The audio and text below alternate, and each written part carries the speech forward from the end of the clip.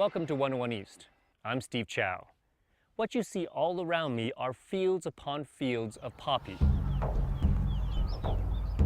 Afghanistan is in the grips of a drug epidemic many say is far more dangerous than the Taliban. These fields now supply 90% of the world's heroin. And authorities appear unable or unwilling to stop those behind this multi-billion-dollar trafficking industry. This week, we're in the south of the country, in what has become ground zero in the global war against drugs.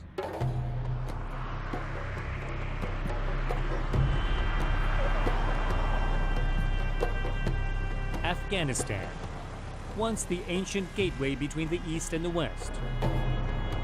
Today, it's at the heart of a deadly trade in narcotics.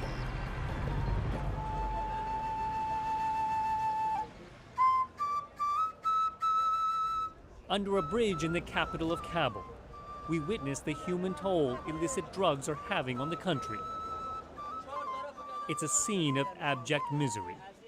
While heroin is grown and produced here and is mostly trafficked out of the country, increasingly Afghans themselves are falling prey to it.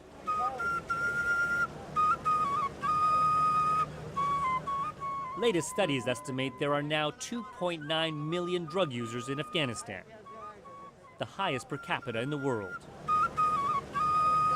How much does this cost for a hit? For this one?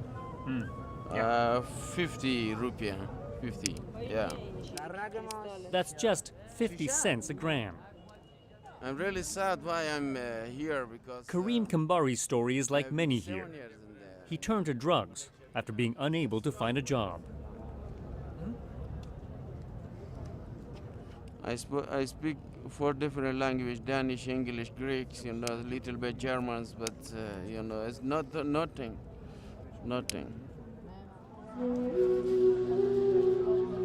Sewage flows down the river next to where Kabul's addicts make their home. Kambari sees it as a symbol of how worthless their lives are. After thinking, no place, no job, no money, no nothing, we are under the bridge. Come here? Yes, this is the only place I'm welcome to here, not any place,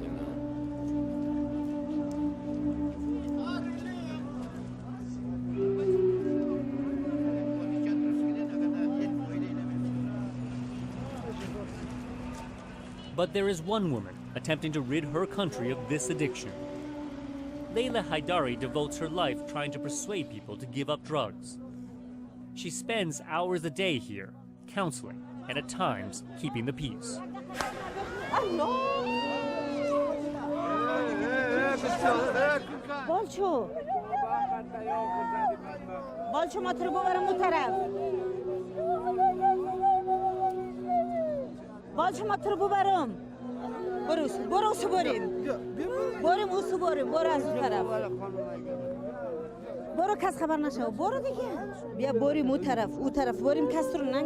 Addicts here affectionately call Haidari Mama. They rely on her for everything, including removing the dead. Overdoses are common here.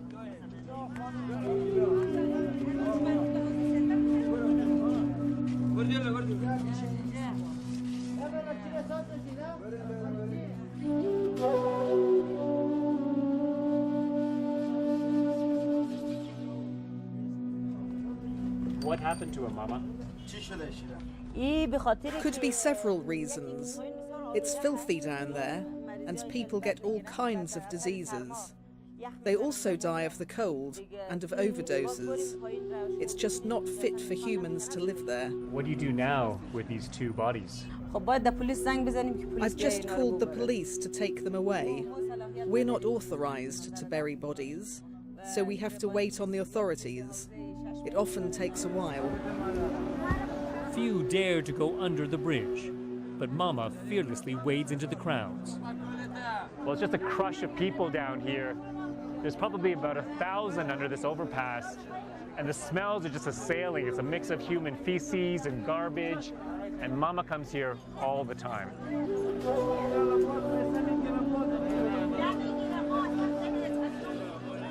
As we go into the dark recesses where the dealers are most active, it becomes more dangerous.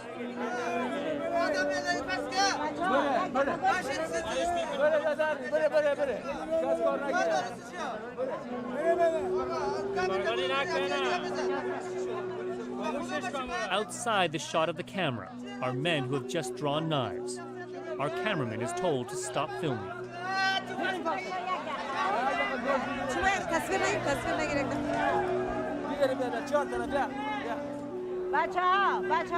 Mama herself has been severely attacked here and hospitalized, but she still comes. You are one woman. You've been beaten twice. Why do you still come here? Well, they are human beings, and I want to fight for them. For as long as I'm alive, I will work to help people overcome their addiction. But many worry that Haidari's persistence may be too much for the drug dealers operating here. The drug dealer, you know, they have gun, they have knife, they have everything, you know. And you believe the drug dealers could kill Mama one day? Maybe not themselves, but with them money, it's gonna happen that things. They're gonna pay someone to kill her? Yes. By the end of the day, police have yet to collect the bodies. Even in the Afghan capital, the death of a few addicts no longer raises an eyebrow. Life simply goes on around them.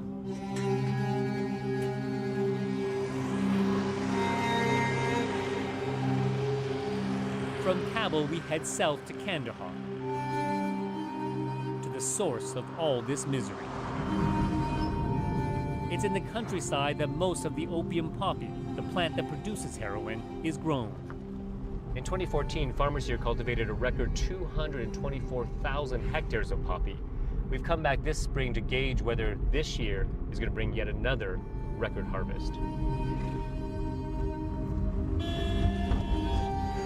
Government warnings against growing the crop are everywhere. But the deeper into the countryside we go, the less control Afghan authorities have. These are the Badlands, where the Taliban and drug lords call the shots. As we hit the back roads. Wow, so this is all poppy? Yes. Okay. We see few are heeding the government warnings. Acre upon acre of the season's new deadly crop are just emerging. Assalamu alaikum. We approach a farmer to ask why he's growing plants for drugs. Yes, it's true. All the fields you see here are for poppy. To be honest, I would prefer to grow something else. But government officials haven't helped us with alternatives. So what choice do I have? Fazil Rahman blames years of war and instability and says for poor farmers like himself, only poppy brings in the profits. For more than a decade, these agricultural areas of the South have been the scene of intense battles. NATO troops fought a fierce ground war among these rural compounds against the Taliban. Markets and crops were destroyed, leaving farmers with few ways to support their families.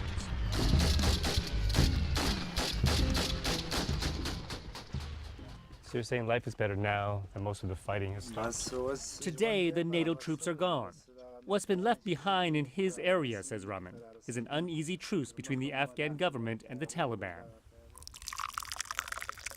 As we sit for tea, he confides that he and other farmers see this fragile security environment as an opportunity to make up for lost time. Poppy guarantees cash in your hands. We make 10 times more with the drug than other crops. It means I don't need to be in debt and can feed my family of 10. The money we make isn't huge like people think. We borrow cash for the seeds, and in the end, we earn only a few $100s per acre. But hanging over him is the constant fear that authorities will arrest him and destroy his crop, leaving his family with nothing. As Rahman returns to work, we promise to visit again during harvest to see whether his crops survive.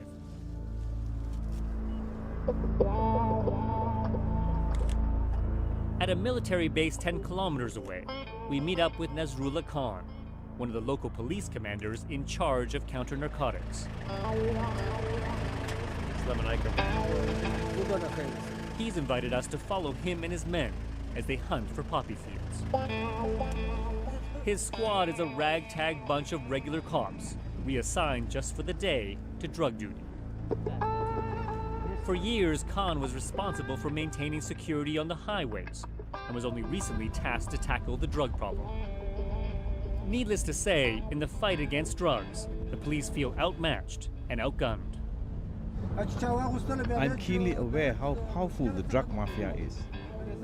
It's 100% dangerous for us, but we as police have a duty, and we must fight them.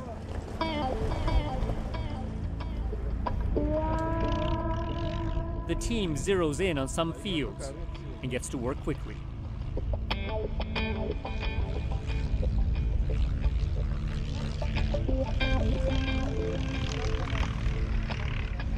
Some of Khan's police fan out to keep watch as heavily armed vehicles patrol the perimeter. In 2014, whenever police tried to destroy poppy fields, they came under fire. They lost 15 men in just this small region alone. This year, they brought lots of firepower. Even the tractor drivers carry machine guns. Khan tells me in the past the farmers' wives and children would also shoot at them. The last time we were here, IEDs were exploding around us, and we were constantly under fire. Many of my officers were injured or killed. If we stayed here much longer, we may come under attack as well. All around us, farmers and their families are watching the operation. Officers are told not to let their guard down. Due to attacks last year, police were only able to destroy 9 out of an estimated 5,000 hectares of poppy in this area. Khan doesn't blame farmers, saying the real criminals are the drug lords, including the Taliban. The drug mafia force people to grow illegal crops. They make the big profits. The farmers are kept poor and in debt to them. Khan confesses he believes the criminals are winning and tells us he's being given less and less money to pay for these types of operations. We police can win this war on drugs, but we need the government to fund these campaigns. If they actually pay for the tractors, the personnel and the logistics, we can win, but it's not happening. Back at police headquarters, Khan takes me to the evidence room. There is more than a ton of raw opium here, seized during recent raids. So this is heroin as well. He also shows me some high-grade heroin, ready to hit the streets. So people would take this, swallow it, and they would smuggle it in their stomachs. Wow, even more drugs.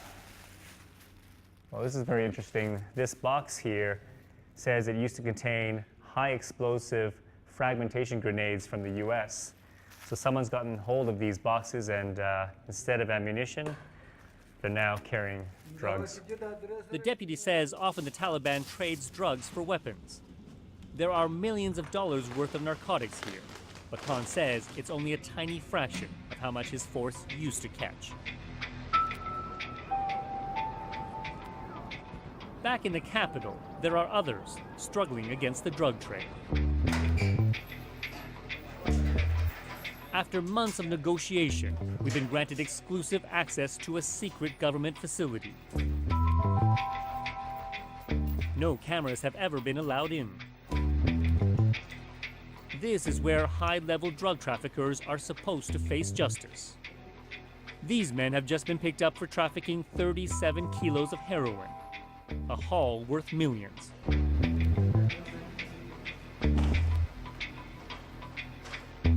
The US and Britain have spent billions creating this special drug court. Judges and prosecutors are handpicked and often trained by foreigners. All this is supposed to ensure court officials are free from influence and intimidation. But Najla Tamori, a prosecutor of 8 years, says this is far from reality. We face extreme danger every day in our jobs. Twice, thugs working for drug lords showed up at my house. I've since had to move homes to get away from them. The court does send more than 1,000 traffickers to prison every year. But Tamori says rarely do they capture the kingpins. The government is weak and the smuggler is strong. They use poor illiterate people to do their risky work. Those are the ones we often put on trial, not the bigwigs. Last year, authorities did arrest one bigwig. This grainy photo is the only picture officials have of Laljan, a smuggling kingpin that controlled much of the drug trade in southern Afghanistan. In these courts, Laljan was found guilty of drug trafficking and sentenced to 20 years in jail. But insiders tell us he managed to buy his escape. An internal investigation discovered that after his conviction in court, people working for the kingpin began paying off officials in the justice system to the tune of $14 to $16 million. That money secured his release, and to this day, he's been nowhere to be found. You talked about clean judges, clean courts, but then there are cases like Laljan. What happened there? All those who are involved in exploiting the processes are under investigation. Within these areas, Afghanistan's acting minister of counter-narcotics, Haroon Shirzad, admits corruption in the justice system is still a problem. He acknowledges the harm cases like this have, not only on Afghanistan's reputation, but on future international funding. We can assure the international community that the mistake that has been taken place will not be repeated. Asked why drug production is skyrocketing despite years of efforts to crack down on it, Shirzad blames the international community, saying they've largely ignored the drug problem. Their focus was only on terrorism and other sector development, but counter-narcotics was an isolated and marginalized agenda in their programs. This is the time when they realized that terrorism has been fueled and financed by the opium economy. Shirzad says while the US and NATO countries have spent a few billion on eradicating drugs, hundreds of billions have been spent on fighting terrorism. He adds Western commanders often told their troops not to destroy poppy fields, fearing it would alienate the rural population.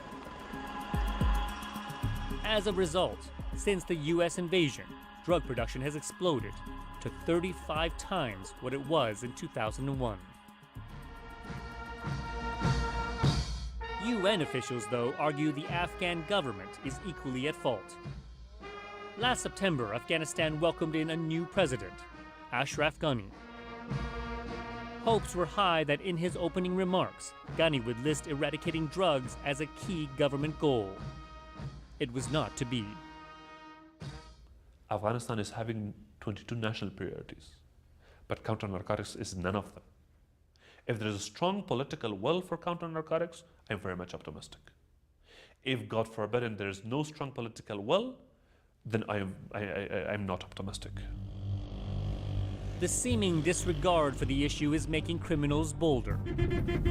At a location we're asked not to reveal, we arranged to meet a big-time smuggler.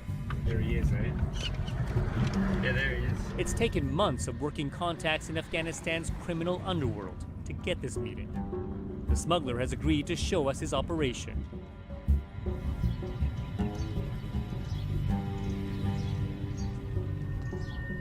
We're told to conceal ourselves as we're following him deep into territory controlled by the Taliban. At one point, our contact disappears, and we must hide ourselves. Minutes later, he returns and takes over our vehicle. He tells us he's nervous, not of police, but of being seen with foreigners. If the Taliban catch us, they will think we're spies, and the smuggler is helping us. We pass more fields, and then minutes later, we near a compound and pull to a stop. Well, I'm not exactly sure where we are at this point, but the smuggler assures us that we're safe. We're just going to go in right now and see what he has to show us.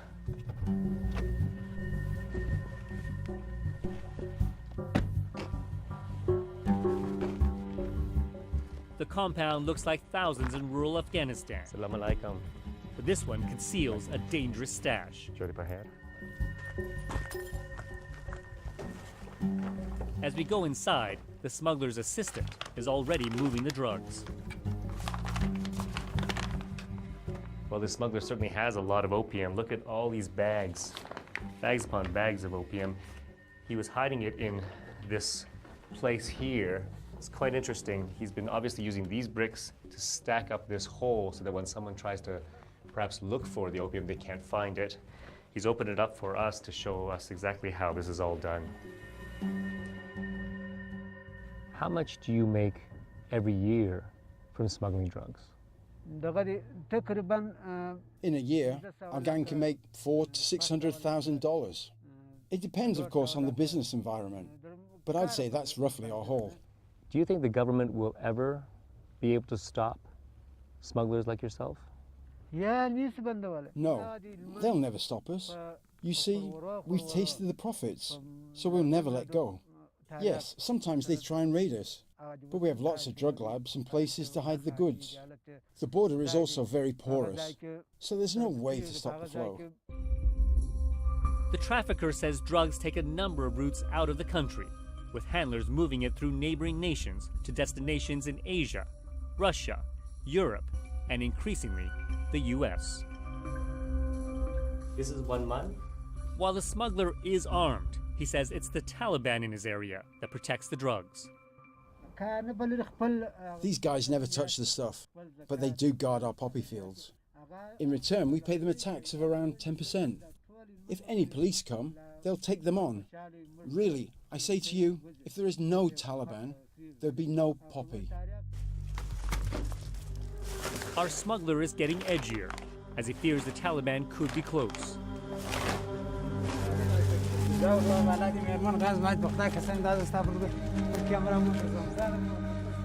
Okay, it looks like the boss smuggler is a little bit worried about us being here, and understandably so. This whole area is Taliban controlled.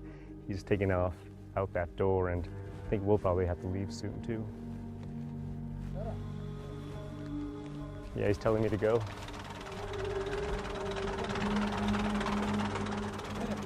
Outside, he hides part of his stash, ready to smuggle it out. And then he and his assistant leave us.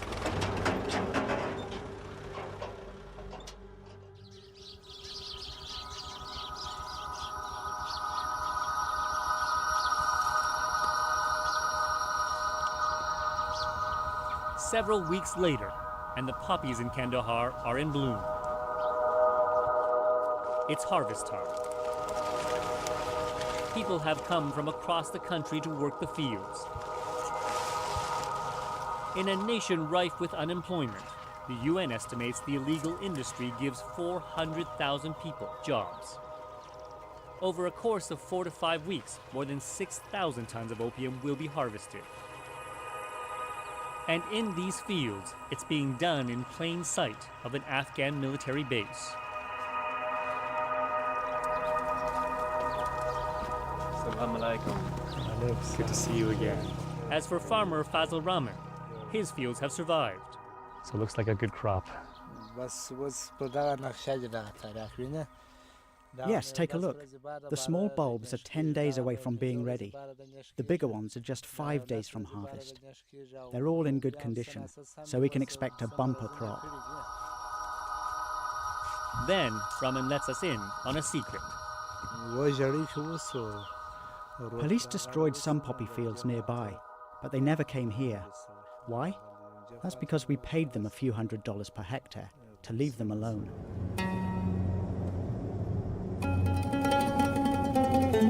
It's a story we hear again and again from other farmers, proving what we've long suspected, that it's not just smugglers, drug lords, and the Taliban profiting from drugs, but government officials as well.